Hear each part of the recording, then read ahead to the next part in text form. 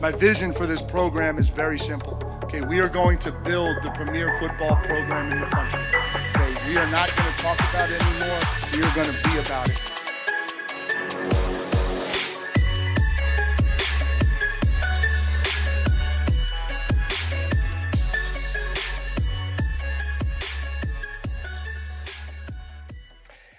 Howdy, and welcome back to the Ineligibles podcast. My name is Will Stone. Our guest today is Ryan Roberts. Ryan has covered the NFL draft and college football in a myriad of different ways, but has also covered Notre Dame in the past. Currently works for A to Z Sports. Is that right, Ryan? That is correct. Yep. All right. Well, Ryan, thanks for hopping on. Yeah, no, Will, I appreciate it, man. I know, like we said before we started, we've been following each other for a little bit, man. It's nice to be able to connect finally. And obviously with Notre Dame traveling to Cal Field here in a little over a month, it's a big conversation, man. So I'm excited for it. Yeah, absolutely. It's a big game to start off the Mike Elko era. A lot of different storylines between involving Elko and those two programs that we're going to get into. Before we get started, let everyone know where they can find you and read some of your work. Absolutely. Yeah. If you want to follow me on Twitter or X, however you refer to it nowadays, you can go at Rise and Draft, like Shake and Bake. It's Rise and Draft. If you go to A to Z Sports, if you frequent the NFL draft college football section with a little bit of Notre Dame filed in there, you could probably find my name on the byline.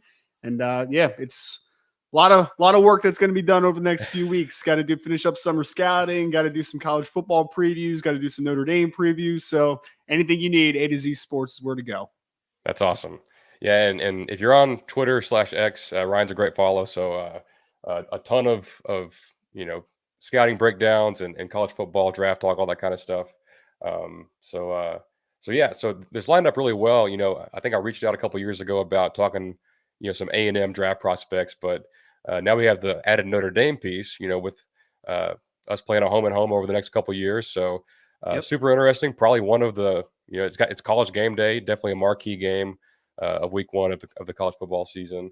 Let's kind of start on the Notre Dame side. So I've listened to some other folks that are in that program, and it sounds pretty positive right now, based on the roster and the schedule. I think it's set up pretty well for a playoff run. Is that where you're at right now? Yeah, I mean, I'm super excited, to be honest. And, I have to, obviously, when you're an analyst, you have to remove the bias a little bit. But I mean, full disclosure, I have been a Notre Dame fan my entire life, right? So like, I do feel like I come from kind of a usual optimistic view of like where the program's going. But yeah, I mean, if you ask me just like flat out, how talented is this Notre Dame team? Because we don't know how good they are yet. We just know how talented they are on paper.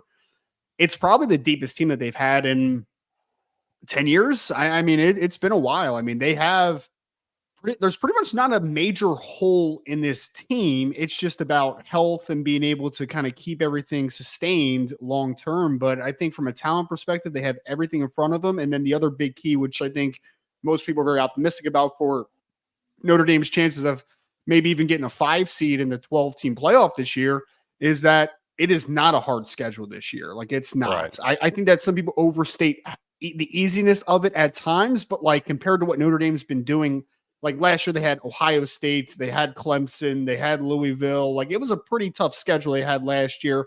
You still have Florida State. Obviously, you open up with Texas A&M and Kyle Field, which is a very tough environment to play in. But like overall, it's not a difficult schedule in 2024. So when you align the talents, the coaching staff that they have assembled with a not super rigorous schedule, I think that most people think that this is easily a playoff team, but potentially to be that 5th seed. Obviously, they don't have the tie-in with being in a conference, but they could potentially get as high as number 5. And I think people think that could happen this year. And that's a home game, so it's even more important to be able to, because they probably still get in at 10-2. But if you go 11-1, 12-0, you're locked in that number 5, and that sets up very well. So, and you play the low seed, so that's all the more reason. And if you win that first round playoff game at number 5, then you get the lowest of the conference champs after that as well. So like the first couple rounds of the playoffs would be very advantageous, right? So like if you can get to number 5 and you kind of have that seeding moving forward, Notre Dame could potentially win a couple playoff games, which would be a great step in year 3 under Marcus Freeman. Yeah, it seems like they should definitely kind of be in contention for that pretty much every single year, in the near future. I know you've written a lot about Marcus Freeman, kind of a Yep. weird first year, pretty good last year, has been recruiting at a very, very high level, Yes. especially like, compared to the last staff. Um, are Notre Dame fans feeling good about Marcus Freeman right now? I think they are very positive for the most part of Marcus Freeman, but I would say, Will, that like this year it's not a make it or break it year. I think that is like super hyperbolic, but it is a very important season for Marcus Freeman because, like you said, 2022, you had a couple of those hiccups, right? You end up going 9-4 after winning the bowl game, but you lose to Marshall, you lose to Stanford, two bad football. Well, Marshall ended up with a good record, but they're a group of 5 team and you should beat them Right. every Yeah. single year. Stanford was an awful football team that year, like absolutely terrible. And you lost to them in a very, very ugly fashion. The next step last year in 2023 was the teams that you should beat, you have to beat them with no regard. Like just bury them basically. Yeah. And Notre Dame didn't lose to anybody last year that was way inferior than them, right? Like they had an ugly game against Louisville, but Louisville won 10 games and played in the ACC championship game. They weren't a bad football team last year. Yes, Notre Dame should have beaten them, but they were still a good team last year. You lose to Clemson, you lose to Ohio State. Those are teams that are at least in the realm of how talented you are from a roster perspective, right? One way or the other. So it was a step in the right direction. You increased the win total by 1. You didn't lose to any bad football teams last year, and that was the positive step. Now the next step is this is now year 3, which means that you have a couple recruiting classes under your belt. You got Al Golden coming back as your defensive coordinator after having a fantastic defense last year, especially a pass defense, and you bring in Mike Denbrock as your offensive coordinator. So this should be the strongest coaching staff that Marcus Freeman's had under him, on top of having the strongest roster. So there's a lot of high expectations going into 2024. And I think that the thing that people want to see is everyone loves Marcus Freeman, the person. They love Marcus Yeah. Freeman, the symbol. They love Marcus Freeman, the recruiter. Can he be that guy as a coach? Because if he can, Notre Dame fans are going to lose their minds. Yeah, I think that's extremely well put. Because from afar, like he seems like a very likable guy. Big family guy, I think military background. Yes. And just like you don't see him in the news saying stupid stuff, like he just seems like he's just a ball coach, kind of guy. So it's super funny because I know we were talking a little bit about like the lack of parallels between like Jimbo and Coach Elko, right? It's the same with Notre Dame because like Brian Kelly's a good coach, right? Not a super likable person though. It's just not. Right. Marcus Freeman, not sure how good of a head coach he is. Dynamite defensive coordinator, but how good of a head coach he is, still a little bit of a question, but extremely likable. Like if he's your head coach, just in a vacuum of liking the person, liking where you're being built, liking the way it's going, progressing from a building a culture perspective, you'll love Marcus Freeman. So hopefully the coaching accolades follow, but yes, he's definitely a good symbol of the program personally. Yeah, both Jimbo and isn't Freeman a defensive guy? He is a defensive guy. Yep. So Kelly was offense, Jimbo was offense.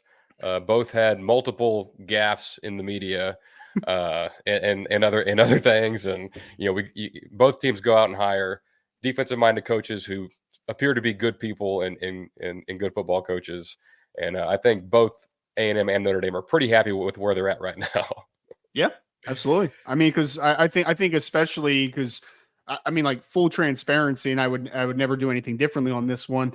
I love Mike Elko as a coach. One, from a defensive mind perspective, what he's done with the 4-2-5 and just continuing to kind of master it, at his time at Notre Dame, even before that at Wake Forest, and now what he's doing at Texas A&M. I think he's a tremendous X's and O's coach. I've heard nothing but rave reviews of him as a person to what you said. And I really do think after the stink that was left with Jimbo Fisher, I think Mike Elko is the perfect person to take over the Texas A&M program because there's still a lot of talent there, man. And they're a school that you can sell pretty easily, right? Like you have a good financial backing. You are in the SEC. You are a proud traditional program, the 12th man, all those types of things. So if you have a good symbol at the top, I do think that Texas A&M could be a force in the relatively near future here. Yeah, it's funny. like my friends and I talk all the time about like the A&M job has changed. It changed a lot when we moved to the SEC, and then Johnny Manziel, you know, won a Heisman, all that excitement. Because before that, like A&M was more of a top 25, top 20 recruiting football team, and they didn't have the leadership at the top. They didn't have the facilities, the new stadium, the brand of being in a power conference. Or like the Big 12 was a good conference, but being in the SEC gave us a little more visibility. And then it's changed to where now if you can't recruit a top 10 class at A&M, you're not a very good recruiter. Like you're actually a pretty bad recruiter if you can't get kids to come play here. So and that's one thing with Elko. Like people, he had some weird, and not even a reputation, just like some small parts of our fan base were like, oh, he can't recruit, he hates recruiting, it was all Jimbo and NIL and this and that. And I'm like, well, let's just see when he gets here. And like he's actually, so far he's recruited pretty well. Well, and that's always the fun conversation, because I can only talk from the Notre Dame perspective mostly, is that Mike Elko was viewed as a very good recruiter in his 1 year at Notre Dame. Like he was viewed as kind of the closer of the defensive class, right? Like he's the guy that goes into the room and really does well with the parents and kind of closing the deal type of sort. And then, I mean, because then I feel like people probably do that because, how well did he recruit at Duke? It's like, guys, how well can you recruit at Duke is the actual question mark, right? Like that's not a designation of a place where people want to go to, more than likely from a playing perspective. You have to go to class. It's high academic. It's not a proud traditional football program. Like there's nothing about that appeals that much. So yeah. I think Mike Elko is a good recruiter, and I think that he'll do just fine in that capacity at Texas A&M. Yeah, absolutely. This is kind of a mini tangent before we get more into like A&M Notre Dame stuff. But A&M got a commitment from a defensive player, Marco Jones, out of California. I think I saw you tweet about him. I think you wish that Notre Dame had kind of gone a little bit harder. So Notre Dame was in good spot early on with Marco, and Marco is a freak show, dude. Like at the time they recruited him as a linebacker because he was at that time like 6'4", 225. Now he's like 6'5", 230, 240. Like he keeps growing, right? So he knew that his body type was going to grow into an edge rusher, to like in Notre Dame system, they call it a Viper. It's the weak side defensive end. And so when his body kept growing, Notre Dame basically just stopped recruiting him because for whatever reason, they didn't like him at Viper. They didn't like him as the defensive end. And I thought that it was the worst mistake that Notre Dame made in the 2025 class pretty much so far, man. Like he liked Notre Dame. He's a high academic kid. I think Notre Dame would have had a really good chance at him, but ultimately ends up with Texas A&M. I think Texas A&M got a stud of a football player. I mean, the kid's 6'5", 240, explosive, twitched up, loose. Like he's going to be a dynamic player, I think, on the next level. And he's a pretty dang good baseball player too, if he's playing on doing that with the Aggies. So yeah. Great kid too, man. I remember having a conversation with him on the phone the first time when Notre Dame was still pushing for him and still recruiting him hard. And what a good kid too. I mean, he's really, I don't think he's a kid that's going to work his butt off. He's going to do a lot of great things on the football field, but I don't think he's going to be a kid that you're ever going to have to worry about off of it either, which is great. That's awesome. Look at all this good info you guys are getting on this episode, man. You can't get that in other places. Well, it still stings. Well, honestly, man, that was one guy where I was like, Notre Dame fans would ask me like, "Oh, how do you feel about Marco Jones for months?" And I'm like, bro, like Notre Dame has a very good chance with Marco Jones because they did have a very good chance with Marco Jones. Yeah. And then a decision was made that like they don't love him at Viper, and I'm just like, well, but he's so good. Like, I don't understand. So yeah, I think it was a gaffe by Notre Dame. I think that was a bad decision on the recruiting trail, but obviously Texas A&M, they profited off of that one. Yeah, it happens. And he's got some great film, obviously great frame and athleticism. He's a guy we're pretty excited about. So we're talking before we got on here, there's so many interesting kind of little storylines between these two teams and these coaches and whatnot. Obviously, Elko has coached at both of them. Was at Notre Dame before he came and took the DC job at A&M under Jimbo Fisher. He will be facing his former quarterback that he had at Duke that is now at Notre Dame.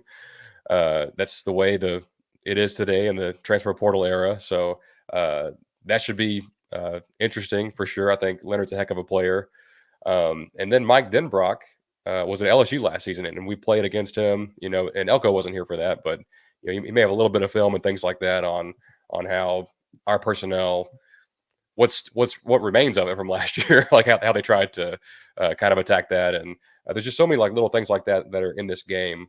Yep. But I guess let's start with Leonard. He was so good. He's such a fun player to watch. I know he had the injury and didn't go through all of spring. Yep. Are you hearing that he's good to go for fall? Yeah.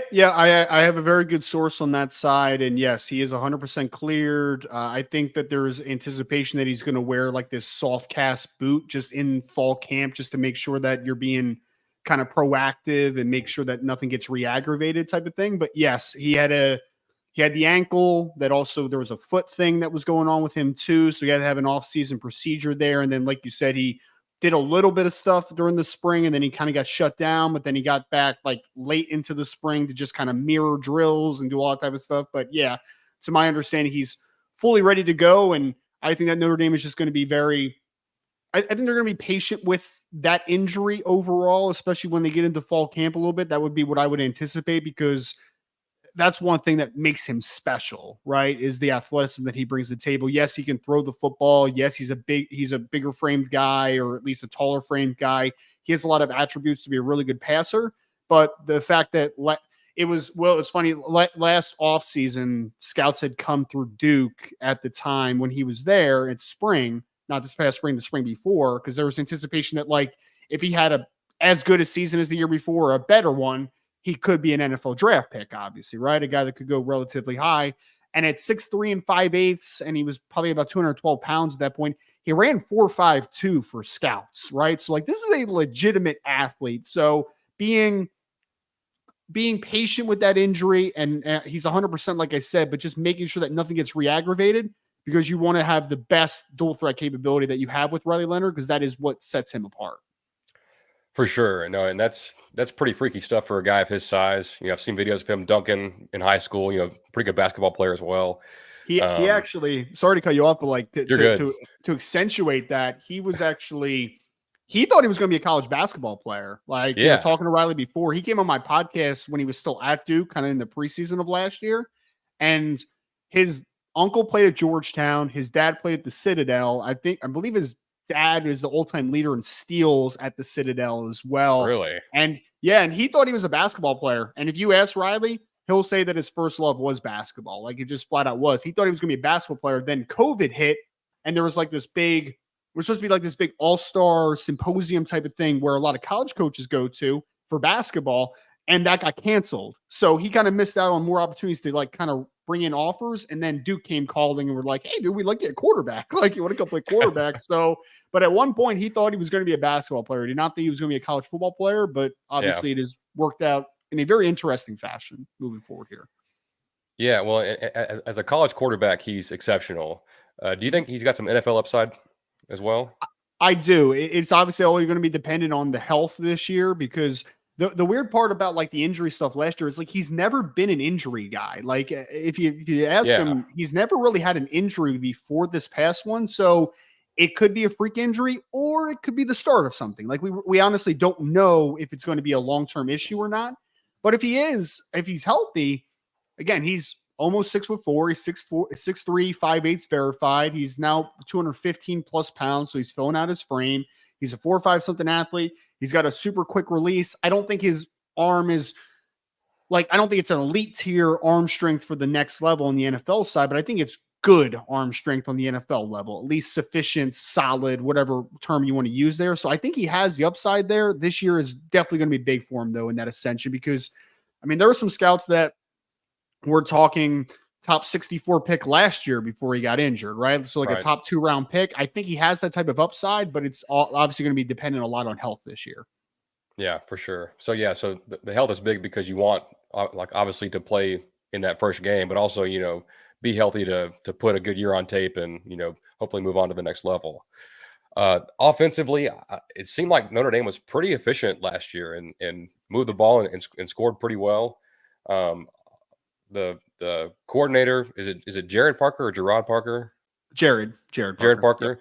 Yep. So he's moved on. You get Denbrock from LSU. Yep. I know there's been offensive line changes. They brought in some receivers from the portal. I love the running backs up there. So I guess kind of overall on the offense, are you thinking the same as last year, a little bit better, a little more dynamic, or I guess like where you at on that?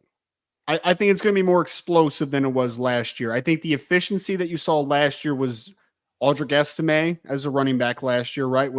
He's not the take it 80 yards every other game type of runner like maybe a Jeremiah Love is that Notre Dame has now at running back that I think Texas A&M fans are probably pretty familiar with because they made a hard charge to try to get Jeremiah Love. We when he was did, coming yeah. out of St. Louis or out of Christian Brothers in St. Louis. So he's not a similar player at all. So with Estime, it was about efficiency, right? But you got 2, make it 4. You got 4, make it 8. Like he was that type of dude that would kind of create some hidden yardage. And Sam Hartman was a good college quarterback. Not dynamic, but like he usually made the right reads. He usually got the ball outs. Like it was fine, right? He was a pretty smooth and good decision maker. Notre Dame, though, last year, they lacked big time speed. And a lot of the part of that was some wide receiver injuries. There was a awful, like it was almost a pandemic of hamstring injuries last year at wide receiver. Like it was awful, dude. There were some games where they had like 4 healthy receivers and they weren't the top 4 healthy receivers that you want. You know what I mean? So you needed to get faster this offseason. You had to. Riley Leonard obviously does that at quarterback. He's a much more dynamic athlete than compared to Sam Hartman. Jeremiah Love, we don't know if efficiency-wise he's going to be near what Audric Estime was, but you do know that he's going to create some big plays. That kid is dynamite. They also have Jadarian Price, who is the other running back who averaged over 30 yards a kickoff return last year, averaged 13 yards a reception. Like he can go too. So, and he's got a lot of big-time speed. So you're going to be fast at running back. Wide receiver, they went out and got Chris Mitchell in the portal out of Florida International, who had over 1,100 yards last year. He's a kid that someone asked him for media availability this summer or this past spring, I mean, and they said, oh, we heard you're like a 4.4 guy. Like Notre Dame needs a lot more of that speed. And he laughed at the guy and he said, no, I'm a 4.3 guy. Right. So he brings some speed to the table, man. How good he'll be on that jump, big of a jump, we'll see. But regardless, he's faster than what Notre Dame had last year. So you add 4.3, 4.4, Chris Mitchell, someone in that ballpark. You also added Jaden Harrison, who was an All-American kick returner. I don't know if he's going to be like super involved in the offense, but he's another kid that's probably in the 4.3 something range. He's got dynamite speed. You got Mitchell Evans coming back, who's going to be kind of the middle of the field, big body tight ends. You have Jaden Greathouse, who's going to be the intermediate to short separator from the slot. But overall, I think the biggest thing, Will, that you want to do and why you brought in Mike Denbrock is Mike Denbrock is a spread-oriented offensive coordinator who's about creating space. Notre Dame last year, they were efficient offensively, but they just weren't dynamic. They weren't explosive. They would make every drive, it felt like last year had to be 9, 10, 11 plays. That's what it felt like last year. They just had to be that. Notre Dame needs more of those 3-play 80-yard drives, right? Those 4-play 70 yards. Like they need more of those types of drives this year. And they're hoping guys like Jeremiah Love, Chris Mitchell, Jadarian Price, Bo Collins, even to a degree as a boundary receiver from Clemson, like they need more of that dynamic ability to create some big plays.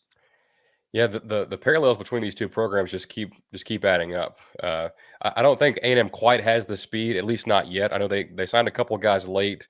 They got some good receivers, but I think they're trying to get faster. You're seeing that in this current recruiting class. Notre Dame has already done that. And Denbrock, definitely watching LSU last year. 2 outstanding receivers, just bombs away over the top, and that seems to be his MO. So Mitchell seems like he's a guy that can do that. I was going to ask about Mitchell Evans. I know was it an ACL with him? Is he all the way back? Yeah, he's all the way back. He's going to be cleared for fall camp. He didn't go through spring or anything. So like the whole track for him was always to be back for fall camp. So he's back healthy. I mean, he was one of the more productive tight ends in college football last year for the games he looked great against Duke. Yeah. Oh, against Duke. He had a really good game against Ohio State as well. So, like, he had a few really nice ones last year. I mean, against Duke, if he doesn't play, Notre Dame loses to Duke last year, like, just flat out. He was the only kid offensively that really came to play in that game. Yeah. And so he's a 6'5", 255, 260 pound, big body tight end. He kind of reminds me a little bit of Hunter Henry on the NFL level, right? Like, Hunter Henry's not a super swift separator. He's not the most dynamic athlete of all time, but he just is big body and understands spacing, and he has a really big catch radius. That's what Mitchell Evans brings. Now, the thing about Mitchell Evans, though, is that he's always kind of had this durability stuff, man. Like, he's missed time each of the last 3 years, and he only played in, I think, 8 football games last year. But the 8 football games he played in, he had over 400 yards and was the leading receiver on this team in that duration. So they're going to be depending on Mitchell Evans as long as he's healthy. The good thing is that one spot that Notre Dame always recruits well outside of offensive line is tight end. Like they can always get tight ends. I mean, historically, you can talk about just recently with like Michael Mayer and Tyler Eifert before that and Kyle Rudolph, but like they've always been able to recruit the tight end position at a high level. So I think the anticipation is even if Mitchell Evans is banged up for a little bit of a portion of the season, you're still going to see guys like Eli Raritan. You're still going to see guys like Cooper Flanagan be able to come in and play and be able to do some stuff. It might not be to the level of Mitchell Evans, but I think it will be to a level enough where you don't desperately miss that president in the middle of the field. Yeah. It seemed like when I first started following A&M recruiting that the top tight end in Texas every year would go to Notre Dame. And they may not have always panned out, but there's guys like Brock Wright, Yes. Durham Smythe, like guys like that. Definitely, I think Notre Dame and Iowa and Stanford, like those are the tight ends, especially recently, no doubt. Yeah. Brock Wright's a perfect illustration of it too, because Brock Wright was nothing more than a second tight end at best at Notre Dame because he had to play with some really good ones during his time. But then he goes to the NFL and he's a pretty good contributor for the Detroit Lions. Like he's a pretty solid football player, So yeah, man, Notre Dame always has tight ends. They always have offensive linemen. The key under Marcus Freeman has been let's up quarterback recruiting and let's get more dynamic athletically in certain spots. Like that's been the priorities for them. Yeah. And it seems like, like A&M fans may be like, obviously no one's excited that Leonard got hurt last year. We're thinking like, oh, like Leonard's hobbled. Like if he has to come out, maybe they're not as good. They got some guys at quarterback still. They do. It's young and it's inexperienced, but it is a lot more talented. Like I always say this and people I think find it disrespectful at times, but like there's no, if someone gets hurt, Drew Pine isn't coming into the football game. I knew you were going to go Drew Pine. Drew Pine, like Brendan Clark. Notre Dame has had too many moments where it's just like, I mean, even Tommy Reese back in the day, dude, where it's like someone gets hurt and then Tommy Reese is coming in the game. Like all due respect to those guys, they should not be high-level second-string quarterbacks in college football when you are a Notre Dame. Like you should be able to recruit the position at a much higher level. So they now have guys like Steve Angeli, who played pretty well in the bowl game. I don't think he's necessarily the future of the program, but he's 6'2.5". He had pretty good production. But then you have CJ Carr, who's a true freshman, who's was considered a 5-star when they got him out. He's Lloyd Carr's grandson, which is still the most funny thing of all time. They ended up picking Notre Dame over Michigan. But you got CJ Carr, you got Kenny Minchie the year before, and then you got Deuce Knight coming in 2025 as well. So, and 2026, they already have a commitment from Noah Grubb. So yes, Notre Dame quarterback recruiting has been worlds better than the previous staff. And that's so important in the college game. Like if you have the advantage at quarterback, like that gives you just such a drastic advantage to have. Have you ever seen the similarities between the Lincoln and the Kennedy assassination? I feel like Notre Dame and A&M are kind of because our tight end also missed all of last year with an ACL injury. He didn't go through spring. He's coming back. Donovan Green. We got some other guys, some transfers, but the parallels between these two teams is starting to get pretty ridiculous. I remember Donovan Green when he was coming out as a recruit, man. He was a big time kid. I'm pretty sure we still follow each other on Twitter because I think Notre Dame offered him at some point. Yeah. But yeah, he's talented. I mean, there's some kids on Texas A&M that worry the heck out of me, man, to be honest. On defense especially, but like there's some guys that I have kind of penciled in of like, yeah. And to your point about quarterback, it's like, I don't know exactly. Kid's talented when he plays, man.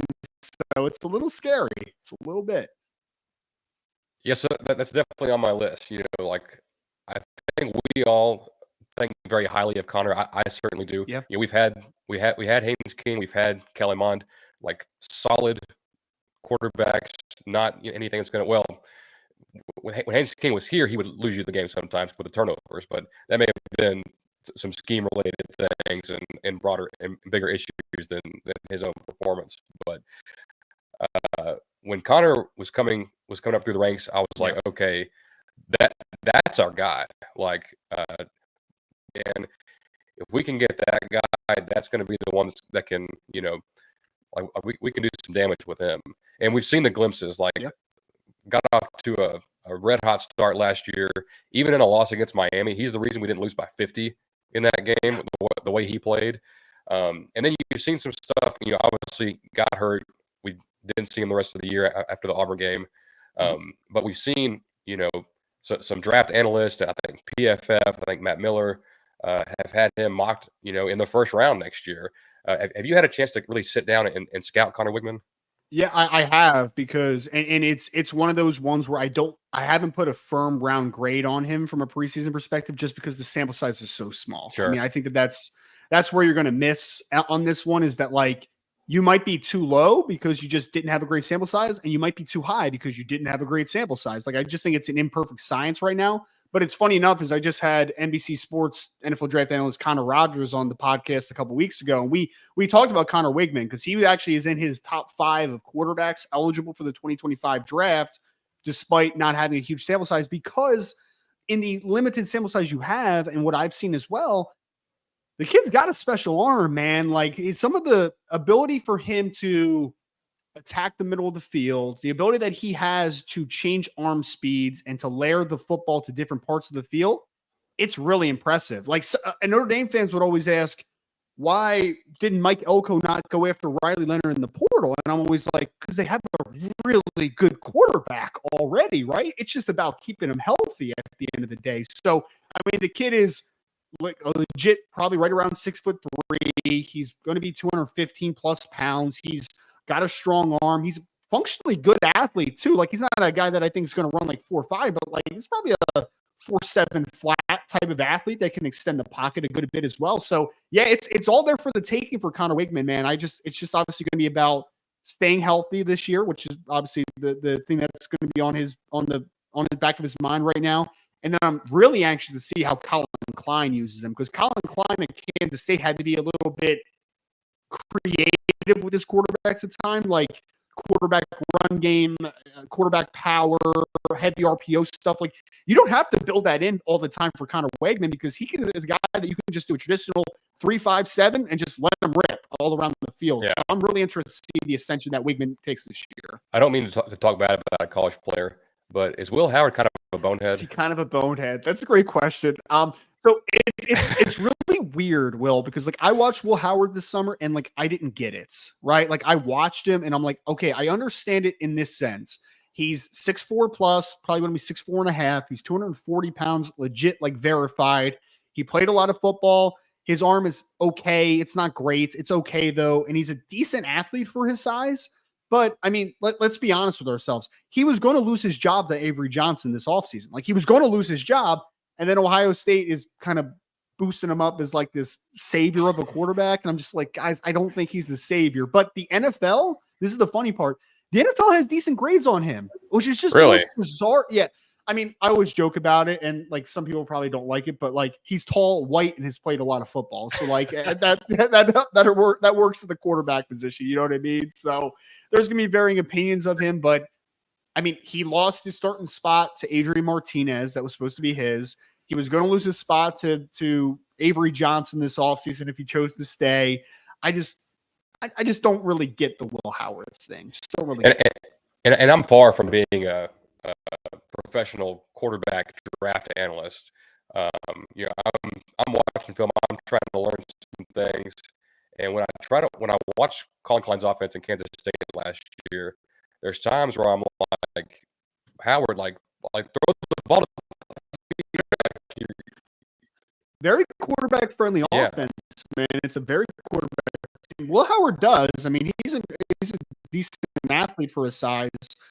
But if you have any sort of that, it's a really quarterback friendly offense, because ultimately it is a run heavy approach. But I'm mostly just curious to see how it evolves, right? Because a lot of what Colin Klein does or has done at Kansas State is a lot of what he did when he was at Kansas State. Right. Like a lot of heavy quarterback design, run game, and that type of stuff. I'm really curious to see if it matures and if it evolves a little bit, because you don't have to get cute with Connor Wigman. Like, protect him, let him rip it, and he has the potential to tear you up defensively. Right. I think that pair has Aggie fans extremely excited this year.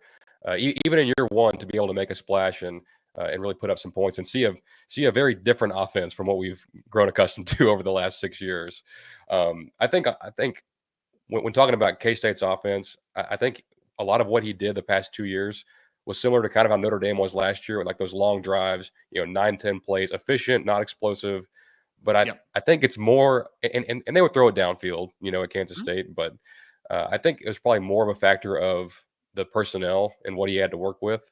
Obviously, the best player was a tight end last year, and he's not going to be scoring 80-yard touchdowns, in most cases. So I think it's so interesting to watch this year how Klein uses Wickman and how he takes advantage of the pieces around him and how the offense looks. I want to circle back real quick before we moved on Notre Dame. Biggest question mark on the offense, probably the offensive line, right? It's the lack of experience on the offensive line. Yes. Like I said before, Notre Dame's always going to have a talented offensive line because of how they can recruit to that level. But you are going into 2024 with so at left tackle, you're having Charles Jagasaw, who's a former 5-star, but he has one career start under his belt. You're going to have at left guard probably a guy that started 12 games last year or 12 games over on his career. Like that's pretty much your most experienced guy, though, because your center, who Notre Dame's super excited about, Ashton Craig, 3 starts in his career, the last 3 games of last year. Billy Shrout at right guard, 3 starts this past year at Notre Dame. So very talented players, but haven't played a ton of football. And then the right tackle is either going to be Emil Wagner, who has never started a football game in Notre Dame, or it's going to be Tosh Baker, who has started I think 5 games in his career or something like that. So we're talking about a very experienced offensive line. I think that it's going to be a good unit by probably mid-season to later in the season, but getting at game 1, that's my biggest concern for this football game. If we're just talking matchups, I am terrified of seeing this offensive line game 1 against Nick Scourton and Shamar Turner and Shamar Stewart and all these very talented defensive linemen. That's the one that gets me a little bit weary of just how good this offense could be game 1 against Texas A&M. Right. I think that's both ways too, with our offensive line against Notre Dame's defensive line, which is pretty stout. But I want to use that to segue. So actually, first of all, I knew that the 2 tackles left in the draft, obviously all was outstanding, like generational type left tackle. If he's still there, I'm chalking this up as a loss. Like we're not going to touch Riley Leonard, unless we send the house. Probably going to lose that one. Now it's a little more, it's a little more even playing field. But I didn't realize that the lack of starts among that group. I think I thought that the interior guys had started a lot of games. I think maybe Pat Coogan has the left guard. Pat Coogan started. I think he started 12 to 13 games last year. So he's their only guy that's started a full season. Otherwise, you have 3 at center, 3 at right guard, 1 at left tackle, and then either 5 or 0 at right tackle. So not many career starts. To say the least. Well, the guys they'll be going up against. I read your article the other day going over the depth of the edge position in next year's draft. You have Nick Scourton number 2, so he's a first round caliber player in your mind. He is, and I haven't really talked to any. I think Jim Nagy was just tweeting about him earlier today, the director of the Senior Bowl as well.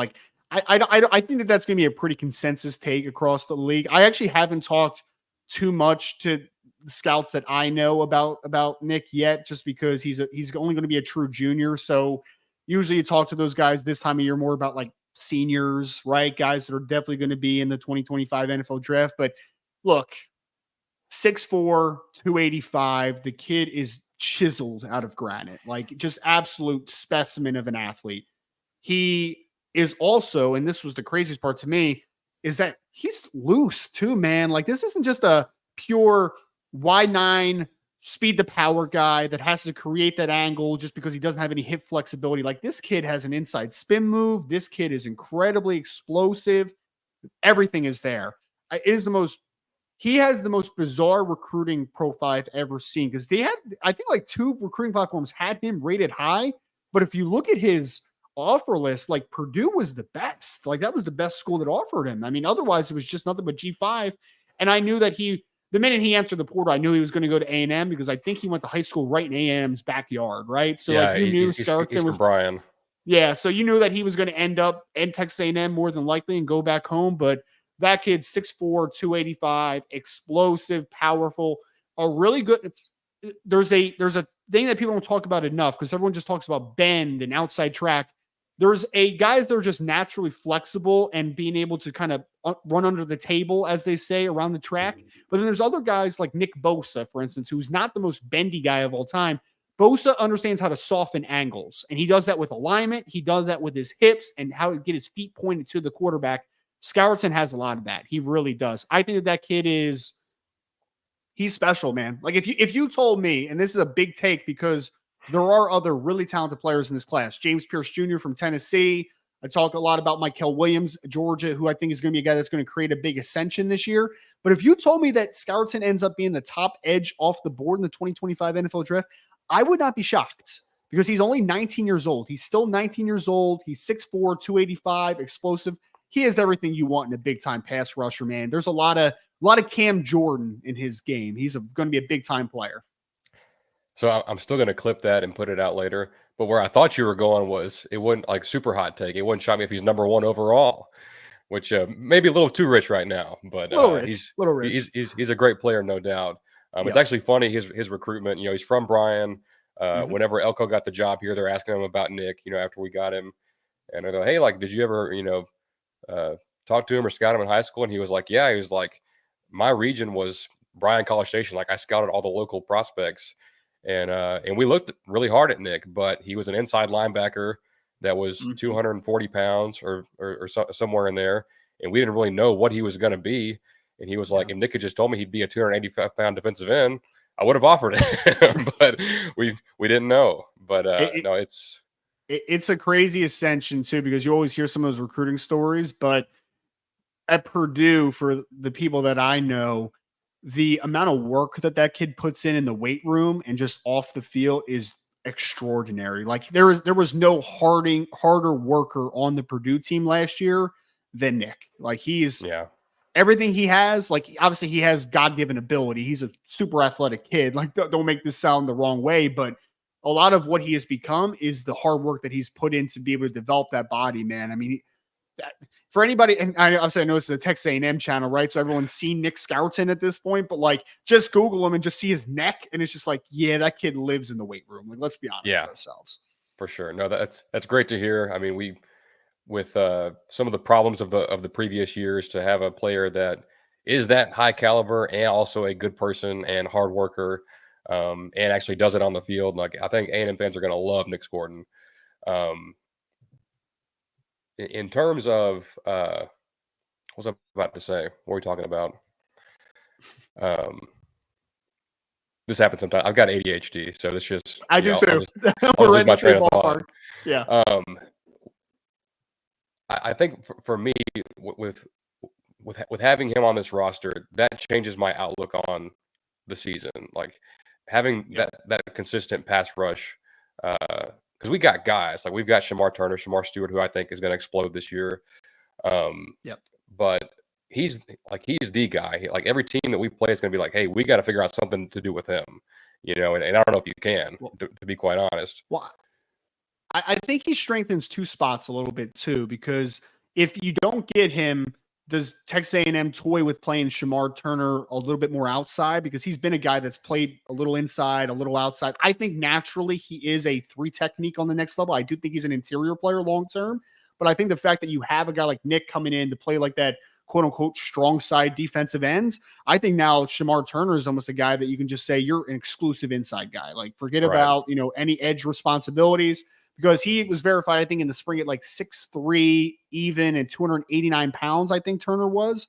If he can get up to 295, 300 pounds and maintain the athleticism he has, he's another kid that could really rise in this process because the athletic traits are there. I literally put into an article, I was talking about Shamar Turner that I haven't put out yet, but my first time I talked about Shamar Turner was 2021 season when he was a true freshman. And I was like, who the heck is number 5, dude? Like just flying off the football. I'm like, oh, great. Texas has another kid that we need to talk about here on the defensive line. But if he's able to just kind of concentrate on continuing to mainstream and develop his body and play a lot on the interior, he's another guy that we're going to be talking about in the top 100 in April next year. Yeah, I think you're right about him being a fit inside. He played in for us last year. We kind of needed him there. We had a lot of interior guys. This year, it's kind of the opposite. We really need him inside. We're not quite as deep as we've been at tackle. But he mentioned last week at media days that he played at about 270 last year. He's up to about 300 right now, Good. from the end of last season. So. The A&M strength coach is Tommy Moffitt, the old LSU strength coach. Very very well thought of. I think a lot of our fans are pretty thrilled to see what he can do with some of the guys we got on this team. But outside of those guys, who else on this A&M roster maybe that's draft eligible? Have you got your eye on? It's a great question. I'm kind of in a wait and see mode with a lot of the offensive line because, I mean, there was a couple years ago, I know Bryce Foster's transferred this offseason, so he's not into that conversation anymore. But, like, I mean, you had the right tackle a couple years ago whose name I'm even blanking on now that had a crazy game against Will Anderson when he was a true freshman. It's Reuben Fothery. Yeah, Father. I think he's even fighting just to play this year, right? Like, it's not even a foregone conclusion that he plays. He had a weird. Yeah, he's had a strange career because he looked awesome against Alabama, his true freshman season, against two elite edge rushers. Yep. And then was pretty good the rest of that season. Really regressed. Like, we changed our line coaches, lost Josh Henson to USC. We brought in Steve Adazio. God awful results from that. And pretty much the entire line regressed. Reuben regressed his sophomore year. He was kind of banged up and, like, no one really knew what it was. Like, we just knew it was a knee, but he still got garbage time snaps against, like, the New Mexicos of our schedule. And I was like, is he healthy? Is he hurt? Like if he's hurt, why is he even in the game? Or just come out and say what it is. But right. He went through the spring. He looked more like his old self in the spring game. Obviously, take it with a grain of salt. But I think he's certainly in the. It's him and another guy, Demetrius Crownover, who has never played, like, was a tight end defensive end at a small school in high school. Grew to be 6'7", 315 pounds, like, looks like a tackle, but just isn't quite there from a technique standpoint. I think I would favor Reuben getting the job. And I don't know if he would, if he puts a good season of tape on, I could see him leaving, after, he was so good that first year. But this is his fourth year, so I think it's a big year for him. Yeah, he was the guy that I had written down because of that Alabama game when he was a true freshman. Nobody handled Will Anderson that year, and he had a good game against Will Anderson that year, man. Like, it was probably the best that any tackle had played against Will Anderson when Will was a sophomore that year, right? So he was a guy that had my radar, but, like, I just don't know what's going on with him. Ultimately, the other tackle, is it Hune? Is the other one? Trey Zune. Zune is on my radar. Again, I know he played a little bit last year. I know he's penciled in to be the left tackle this year, so I'm interested to see the ascension he makes. Other than that, I mean, it's a lot of future guys like York, the linebacker, is going to be a stud. The Torian York kid, that kid is going to be really, really good. There's no doubt about it. Tyreek Chappelle, I don't know how you pronounce his last name. Chappelle. He's a kid that he's been on the radar the last couple of years, right? But I think he's dealt with a little bit of injury as well. He's like a zone-based corner. He's not a kid that I don't think is a pure man-to-man cover guy, but I think he has the ability to play a little bit inside, a little bit outside. So it's going to be mostly younger guys outside of the defensive lineman and Wigman at quarterback. But otherwise, I'm interested to see just how that offensive line develops, because they did bring the offensive line coach, I believe, if I remember, from Duke, who he did a great job with Graham Barton the last couple of years. He did a good job with, no one talked about Jacob Monk, but Jacob Monk, the guard from Duke, ended up going in the 5th round. So, like, he gets a lot out of the talent at Duke. So I'm interested to see just what he figures out in his first year with the A&M program. And I'm pretty sure he was still at Northwestern when Rashawn Slater was coming out. So I think he coached him a bit. Not a bad track record. Not a bad track record. Yeah. I've got one to write down for you. And he's just a true sophomore. He struggled a little bit last year at right tackle, but he's getting bumped to left guard this season. He looked like the best outside of Nick Scourton, looked like our best player in the spring game. I know it's weird to say of a guard and it's a spring game, but Chase Basantis, he was I know Chase. He's a New Jersey guy, man. I know Chase. He is, yeah. Notre Dame recruited him, man. I obviously just wasn't overly interested. I don't even think he ever took a visit to South Bend, but yes, Chase is Number 71. Trust me. That's I him. got his number down. Yep. I got him. No, he's a guy I'm pretty excited about. I think with him and Zune and Fathery, there's some battles at the other two spots, but I think those guys can, if they can step up a little bit and anchor that line, it should be a pretty vast improvement over what we've seen the past couple of years, which has just been, abysmal. We've had 7 quarterbacks get hurt and not be able to play for the year. So it's been bad, but that's probably going to be, I'm probably going to do a position matchup article before the game. And I can tell you right now that Chase Besantis versus Howard Cross and Riley Mills for Notre Dame is going to be probably right at the top of the list, man. That's going to be a very interesting matchup to watch. Yeah. So let's kind of finish up with Notre Dame's defense, because those guys are freaking good. And they both could have left. They both came back. Very, very veteran, very experienced. Both had outstanding years last year. I guess like that's kind of the foregone conclusion, but behind them, I liked what I saw out of is it Jason Onye? Number 47. Yep. 47. Yep. Yeah. He looked like a terror in the spring game. So they may have some guys they can actually rotate out a little bit. They are as deep at the interior defensive line as they've been in quite a bit of time. I mean, there's years not into the most recent past where Jason Onye is a foregone starter for Notre Dame. Like, there's no doubt about it. It's just 6th-year senior now coming back with Howard Cross, 5th-year senior coming back because of the COVID year with Riley Mills. I mean, Riley Mills has played 4 years of football at Notre Dame. The COVID year is the only reason that he's able to come back for a 5th year, because that first year obviously didn't count. Right. So, but those two are really good. I think that there's still progress they can make. I mean, like Howard Cross, I think, is a guy that really burst onto the scene, but like, can you take it even up another notch, right? Can Riley Mills finish plays more consistently in 2024 than he did in 2023? But behind him, Jason Onye. Behind him, Gabriel Rubio's coming back after not being with the team this spring, but now he's back enrolled at Notre Dame. So he's a big body kid that's going to play a lot inside. But they have some young guys too, like Devin Houston, Armel Mukum. I don't know how much those guys are going to play. Donovan Heinisch played a little bit last year for them as well. This defensive line, particularly on the interior, is the deepest it's been in a long time. I mean, I think that there's going to be some opportunities at times where you even mix and match a Jason Onye with one of those starters and just kind of get them reps together in like more of almost a starting capacity as far as number of reps. So, yep, that's going to be a position that Notre Dame should be very strong at this year. Yeah, I think if A&M is to win that game, I think they have to keep Howard Cross out of Connor's face, because I think he had like some crazy number of pressures last year. Extremely good pass rusher on the interior. Yep. He's a very unique player too, because you would look at him and Mills together and you would assume that Howard Cross is the 3 technique, right? The guy that's working outside shoulder, a little bit more guard, but he plays nose for them. He's always played nose for them. He's like 6'1" and 1/8 and about 280 to 288 pounds, somewhere in that ballpark. He's not a big kid, which is probably a part of the reason he ended up going back to Notre Dame for another year.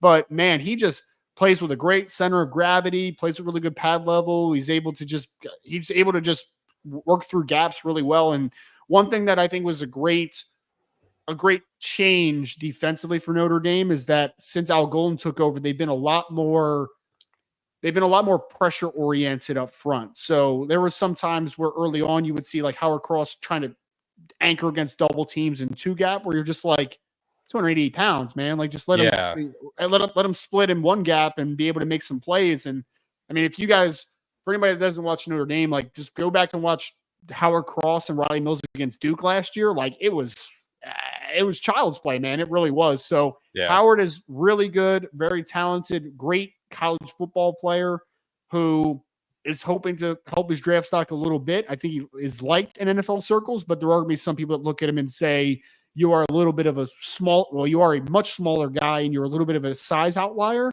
He needs to prove that obviously he can overcompensate with the athleticism and the quickness that he has. And then at defensive end, I'm a pretty big fan of RJ Oben. Yeah, I was kind of hoping we'd take a look at him, him being from Duke. Very old player. I think this is his 6th year as well. It is, But I guess is he more of a rotational guy, or you think he's got some NFL upside and could be a pretty good pass rusher? Yeah, he was a weird one because there were some people that thought he was going to answer the 2024 NFL draft and not take the 6th year, because he did have some mid to late round grades. Like there were some 4th to 6th on RJ Oben, but he decided to come back obviously because I guess he wants to boost that a little bit more and hopefully win some football games at Notre Dame for a year. But he has NFL bloodlines. His father, Roman Oben, was a longtime NFL offensive tackle. He played on the Tampa Bay Buccaneers championship team in 2002. So like he comes from NFL bloodlines. He's a little over 6'3". He's 260 pounds. He's actually making a little bit of a transition. So in Duke's defense, he was kind of the weak side defensive end, pure pass rush guy. Notre Dame's bulked him up a little bit, and they're actually going to play him as like their strong side defensive end. They call it their field end in their 4-2-5 system. So interested to see how he does against the run, because just wasn't asked to do it a lot at Duke. Like they didn't really emphasize him as a run stopper. It was purely as a pass rusher. But I will say this, Notre Dame should have a really good defense in 2024. But if they have an elite defense, it'll be because they improved their outside pass rush, which was not great last year. And I think RJ Oben is the key to that. He's the guy with easily the most production in his career as an outside pass rusher, and they really need him to step up this season. Well, that makes it even more impressive that the secondary was so good last year with without having a great pass rush. Wild. I know, obviously, Morrison is a stud. He's back. Yep. You got Xavier Watts back there. I guess who else in the secondary should A&M fans look out for? Yeah, so their field corner. So Benjamin Morrison plays in the boundary to the short side of the field for Notre Dame in their system because they play boundary field corners. Their field corner this year, Cam Hart, got drafted by the Los Angeles Chargers this past draft. So they have they're expecting a little bit of a combination between Christian Gray and Jaden Mickey. Jaden Mickey's going to be a true junior. Christian Gray is a true sophomore. I would say for A&M fans, the guy to watch out for, though, is Gray. He's a true sophomore. He came out of St. Louis as well at DeSmet in St. Louis. He was actually really close with Jeremiah Love coming out of high school because they played in the same area and actually played against each other. So this kid is 6 foot plus.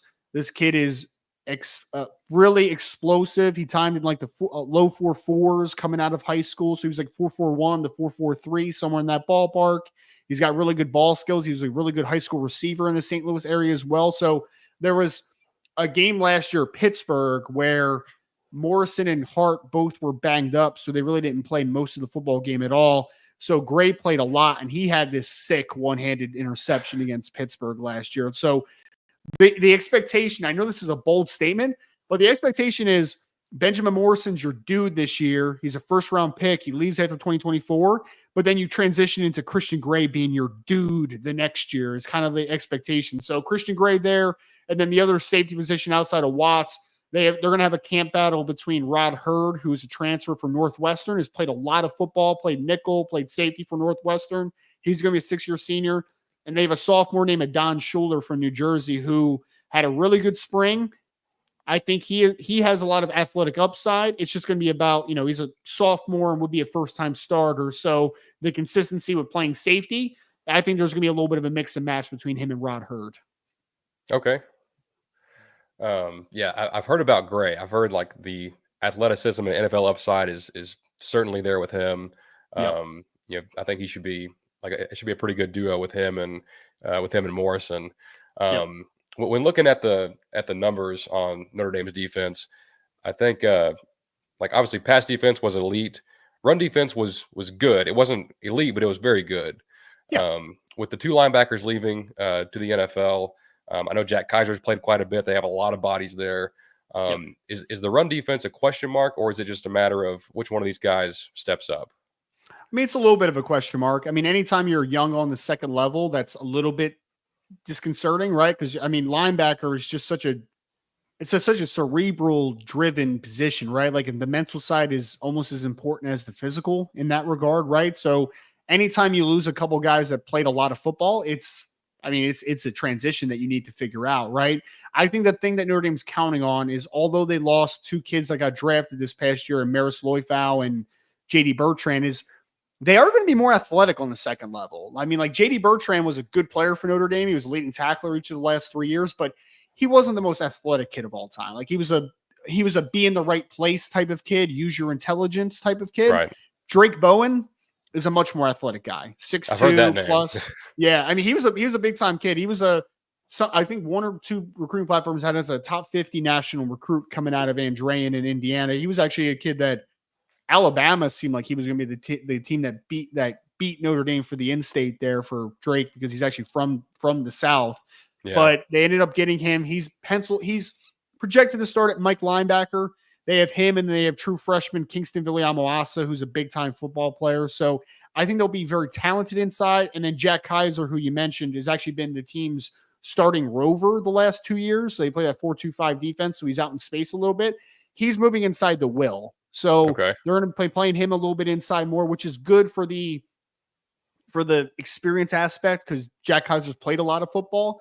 But I think that Notre Dame is going to be a lot more aggressive on the second level, especially on rundowns this year, because they're going to be a lot more explosive, a lot more talented. So I think the thought process is reading and reacting might not be quite as good as it was last year. This might be more about like, hey, let's trigger them. Let's get them downhill. Let's let them get aggressive in the run game, and let's try to create more negatives. Because that's the one thing that I think Notre Dame still needs to go forward here, is that they were really good pass defense last year. They were fundamentally sound, but Notre Dame has not been a great team the last couple of years of creating negatives, right? They need to create more negatives, more tackles for loss, more sacks, more negatives. I think would be a big thing for this defense to go from really good to elites of college football. I think that that's the ascension that they can make.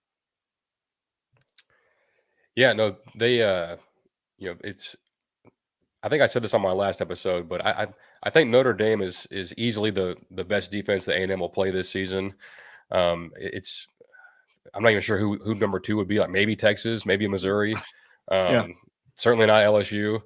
But it's a tough game for the first game. Like, and Freeman's been there. This is his 3rd year. He's built things up. Elko's, first year here. I know you said you got an article coming out about kind of position matchups with that one. But just kind of high level, like how do you see that game playing out? And for each team to win, like what has to happen there?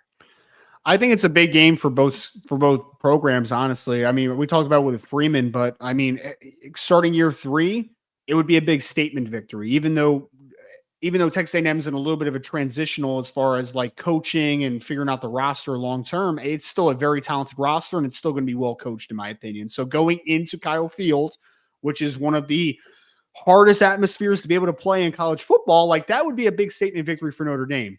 On the other side, if Texas A&M is able to beat a top 10 team in Notre Dame in Mike Elko's first game at home, after a little bit of, flipping a roster to a degree in some spots, that would be a huge statement for Mike Elko. It really would. Now, I think if Texas A&M loses that game in like a close fashion, I don't think, and you can correct me if I'm wrong, I don't think Aggie fans are going to lose their minds, because I think most kind of expect Notre Dame to potentially win that game, or like it will be forgiven because it is the first game of a new tenure. Right. But I will say that I do think that Notre Dame has the edge in a couple areas that I think should allow them to win. It's going to come down to who wins up front, though, ultimately, because like you said, it is a great parallel. Notre Dame's inexperienced offensive line against a really talented Texas A&M unit. On the other side, Texas A&M figuring out first and foremost, figuring out what their offensive line is going to look like from just a personnel perspective, and then the growth from what they were last year versus a very experienced Notre Dame defensive line. So I think it's going to come down to which side wins that matchup more. I think Notre Dame wins. I think it'll be a close game, though. I'm not like some people I've heard are saying like a 10 to 14 point Notre Dame victory at Kyle Field. Weird stuff happens, man. Like I am not counting on Notre Dame going in there and blowing out the Aggies. A sound, solid victory, I think, would be a great step towards what should be a good season for Notre Dame. I mean, we beat Alabama with Zach Calzada as our quarterback, so there's definitely weird things that happen in Kyle Field in a night game. So. Hey, Zach Calzada, incarnate word, great Zach Calzada, I believe, right? Doesn't That's right. Incarnate word now. He's still there. He's still there. Yeah. Well, no, I think you're right about the A&M feel for it. If you lose, if it's a close loss, like hard fought, respectable, I think pretty much everyone is okay with that. Our schedule honestly isn't that bad. Like all of our tough games are at home. I think as long as you win at least one, hopefully multiple out of Notre Dame, Missouri, LSU, Texas, all the tough home games. Get one or two of those and get back on track on the road. We've struggled on the road the past couple of years. I think everyone's happy. I think 9-3 would be a really, really good year. I think 10-2, I'd be ecstatic. So if they can pull it off in week 1 against Notre Dame, I think I'm going to go from an 8.5 to a freaking 12 on 1 to 10 and expectations, which is probably a bad thing. In first games, but back in the spring, the other guy that's on here with me, Robert, me and him were joking about a team from Texas beating Notre Dame in the first weekend at home in a night game, and everyone thought they were going to be great, and then they went 5-7. So. It's true. Man, I have learned over the years that Kyle Field is a very, very strange place, man. You never know what's going to happen in that spot. You really don't. So I'm just more interested in the game overall because it's a good spot to get Texas A&M if you're Notre Dame because of the coaching stuff, right? As far as it's still first game under a new regime. What does the roster look like? Like all those types of things. But it also is a scary thing on the side of Notre Dame because there is a lot of unknowns. Like I could watch Nick Scarton. I could watch the 9 games of Connor Wakeman so far, and I could have a feel for them. But I've never seen them play for Mike Elko. I've never seen them play for Colin Klein. I've never seen them play for Jay Bateman. Like I have no idea what exactly it's going to look like. So the unfamiliarity there could be a positive for Notre Dame, or it could be a negative, man. Like we've seen that type of stuff go south sometimes. So I'm just very interested to see how that game plays out overall. For sure. No, it should be a good one. It's college game day, 2 great programs and great teams going at it. I'm going to be there, hopefully, things turn out well, but I think most of all, we're all just excited to get the season started. And that's, you do love a cupcake game to start off with, but man, like starting a coaching era, with Notre Dame at home, with all that going on, like that's pretty special. So it could make for a pretty fun game. But this has been a lot of fun, man. I'm glad you were able to make it on. We'll have to get you back, maybe not too soon after that game, and maybe some hard feelings on either of our ends there. But we'll definitely keep in touch and try to get you back on maybe in the season. If not, definitely when Draft Talk picks up and see about these A&M players. Yeah, man. No. I really appreciate it, Will. Thank you so much for having me on. It was a good conversation, obviously. And like sometimes you go on podcasts and I feel like you come off and you're like either, wow, that conversation really drug or that conversation felt really short. Like this one felt like I talked to you for like half an hour. We're an hour in, you know what I mean? Yeah, so for sure. It was a really good conversation. And I appreciate you for having me on. Yeah, of course. And good luck at your next venture and appreciate you coming on. No doubt. Thank you.